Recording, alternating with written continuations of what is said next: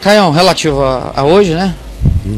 De acordo com esses critérios, sinto que pela graça e misericórdia de Deus sou nascido em sua graça. Entretanto, devido às minhas fraquezas, ainda não consigo me estabelecer integralmente no santo sacramento do amor.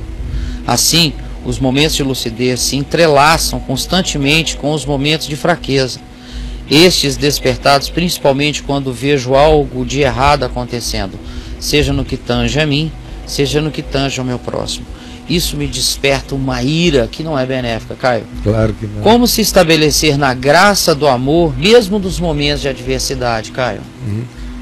Olha, essa ira, ela é fruto, provavelmente, na vida dele, de um legalismo. Sim. Profundo, que não saiu de dentro dele. Ele tem uma judiciosidade, ele tem um juiz togado dentro dele. É por isso que ele não consegue libertar-se para amar com tranquilidade, porque é um juiz togado parcial, é um juiz togado apaixonado, é um juiz togado que tem lados, é um juiz togado que não quer esperar nem a opinião do júri, nem o desenvolvimento do processo, porque ele já sabe o que ele vai fazer. Então é esse espírito judicioso que o impede. Ele tem que entender que esse espírito judicioso só ainda existe nele com essa intensidade porque o espírito da compreensão e do entendimento na graça não atingiu você com raiz mesmo. É por isso que você ainda entra na sala do trono, na presença do rei, e é perdoado do que você não tem como pagar, do que não é quitável. Você é perdoado de graça por causa do amor do rei. Quando você clama e diz: por favor, dá-me tempo e tudo te pagarei, me dá uma outra chance e eu vou fazer direito.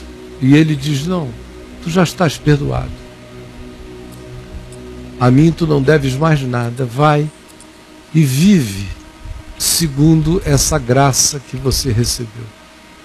Aí o indivíduo lá na parábola, lembra? Mateus 18, sai da presença do rei, chega lá fora e encontra alguém que a ele deve infinitamente menos. E ele pula no pescoço do cara, irado, e o esgana e diz: paga-me tudo o que tu me deves. As pessoas que viram que ele foi perdoado lá dentro, e agora o viram fazendo isso aqui, reportaram ao rei, que o chamou e o destituiu da graça que ele havia recebido. Então, é esse espírito que acha que eu posso receber graça de Deus aqui e posso recebê-la só para mim e não transferi-la para outros, é que acontece quando a judiciosidade está presente dentro de nós. Pela judiciosidade, o nosso narcisismo moral, que não entendeu ainda em profundidade a graça que diz que somos todos igualmente irremediáveis nas nossas próprias naturezas, mas pelo narcisismo moral da judiciosidade, o cara recebe graça e lá no fundo ele acha que existe alguma coisa nele que mereceu. Sabe, ele acha, pode ser que às vezes seja uma ajudinha moral que ele tenha dado à graça de Deus, porque afinal de contas ele pagava as contas, ele era responsável, bom cidadão, bom isso, bom aquilo, então ele parece que deu uma colaboração. Ou então a inteligência, ele se acha muito inteligente, entendeu algumas coisas com a cabeça mais do que outros, parece que isso para ele foi uma ajuda que ele deu à graça. Todo mundo lá no fundo do coração parece que justifica um pouco a graça de Deus no seu próprio coração, com justiças próprias, ainda que muito, muito baixas. Então um lado da manifestação dessa sua ambivalência faz você entender a graça ainda com esse filtro de justiça própria que não permite que ela entre toda e mostre a você quem você é mesmo, meu irmão. E como você foi perdoado do imperdoável. Ao mesmo tempo em que essa judiciosidade que está presente aí em você, como até a graça de Deus ela recebe assim, com esse auto-engano que você talvez só esteja percebendo hoje e agora. Ora, se até a graça ela recebe assim, com um pouco de judiciosidade, de oferta participativa na justiça de Deus em Cristo, ora, quanto mais em relação ao próximo burro, ou ao próximo que não entende, ou ao próximo estúpido, ou ao próximo que falsifica o que você já compreendeu acerca do Evangelho, ou seja lá o que for, esse vai sofrer. Então, amigo, é porque existe ainda essa judiciosidade descrita. E o Evangelho realmente só ganha chão, raiz e profundidade em mim quando eu chego sem justiça própria nenhuma.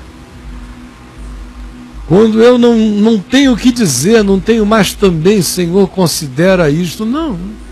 Senhor, não considera nada, considera em relação a mim, eu peço, considera só Jesus. Considera só a cruz.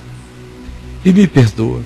E em relação ao meu próximo, eu que disse isso a Deus e fui de todo perdoado, em relação ao meu próximo, eu tenho que considerar só a cruz, só a graça. Até quando eu profetize algo forte a ele, tem que ser na esperança da edificação e na expectativa de um arrependimento para a vida, mas nunca com nenhum outro espírito que não seja o espírito da graça, em perdão, em generosidade, em misericórdia, o tempo todo, para com todos, e em também paciência. A gente tem que ter paciência, a gente ouve muita estupidez. Ó, imagina se você ouve estupidez. Quem ouve estupidez aqui sou eu, meu amigo. Você não ouve nada.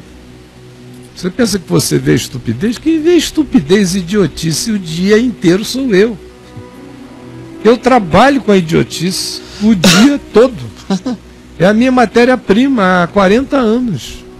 É a idiotice humana, é a lerdeza, é a preguiça, é a má vontade, é a indisposição de se enxergar, é o medo de amar, é a fofoca, é a basicalidade, é a existência pó a pó, rasteira, é o falso contentamento, é a alegria histérica. É com isso que eu lido o dia inteiro.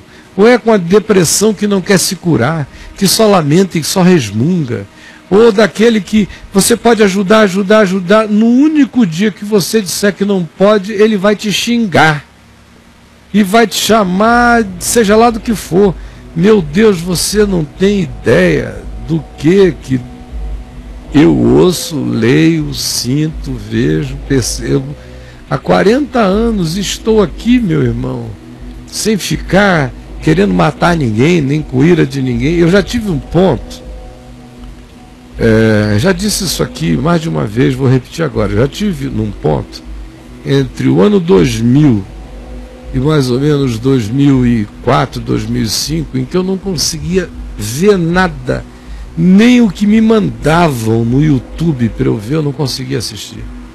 Porque me dava uma angústia de ver que eu vinha advertindo de que ficaria daquele jeito já fazia anos, e que era inevitável que viesse a se tornar como se tornou. Me dava muita angústia. Fiquei aí uns 5 anos, 6 anos que eu não conseguia nem olhar. Hoje eu olho, às vezes até infelizmente, a tragédia é tão horrível que você até tem que achar engraçado, porque se você levar o negócio muito a sério, a dor é muito grande. Mas o que eu digo a você, em suma, é que se o seu coração não ficar livre dessa judiciosidade, pela compreensão do significado da graça e pela transferência dessa compreensão, e tanto mais quanto você seja misericordioso para com o seu próximo, mais misericórdia você acumula sobre você.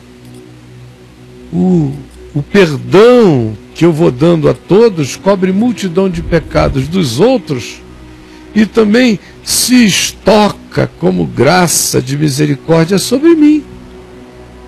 Entender isso é que é viver a vida de fé. Emperrar esse fluxo, por qualquer que seja o processo, é não permitir que o Evangelho se expanda na nossa vida, porque todos nós amamos ainda em parte, como disse Paulo, mas é crescendo, não é estáticos, não é parando, não é congelando, nem é frisando o processo, por nada. É em parte, mas é em parte crescente, crescente, crescente, até chegar o dia em que vê-lo-emos como Ele é, e tornarmos-emos como Ele é, porque o veremos exatamente como Ele é, e nos simbiotizaremos nele, nos transformaremos nele, o que é a nossa vocação, que é sermos como Ele.